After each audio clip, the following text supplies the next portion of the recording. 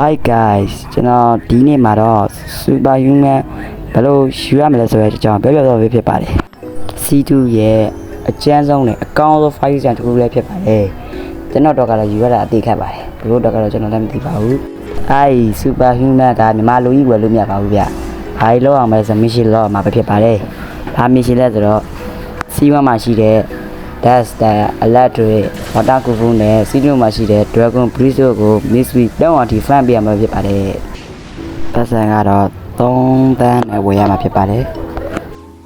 ဒါဆိုရင်နေရာလေးကိုကျွန်တော်တစ်ချက်လိုက်ပြပေးပါမယ်အားလုံးပဲလိုက်ကြည့်လိုက်ကြပါဦး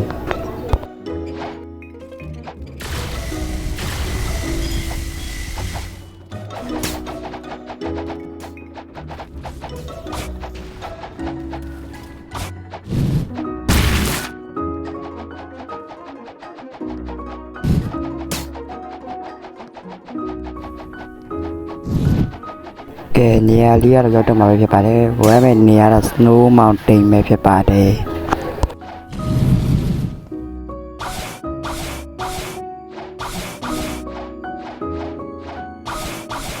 နေရာလေးတစ်ချက်လိုက်ပြပြပါဗျာဘယ်နားမှာလဲဘယ်နားမှာလဲ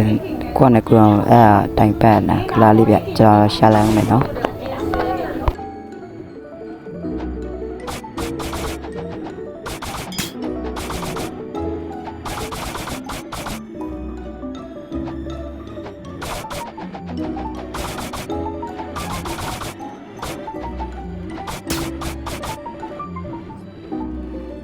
နောက်ဆုံးတော့နေရာလေးတွေ့ပါပြီကျွန်တော်ပြထားပါမယ်ဒီနားလေးကနေဝယ်ရမှာပဲဖြစ်ပါတယ်ကျွန်တော်ဝိုင်းပြထားပါတယ်ဗျ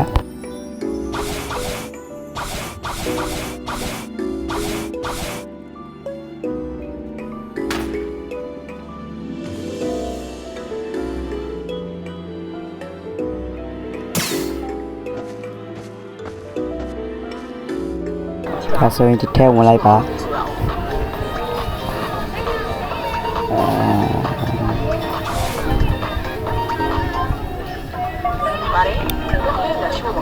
ဒီစားဆိုဒီကောင်းဆိုဒီကောင်းစံနေဝယ်လို့ရပါပြီ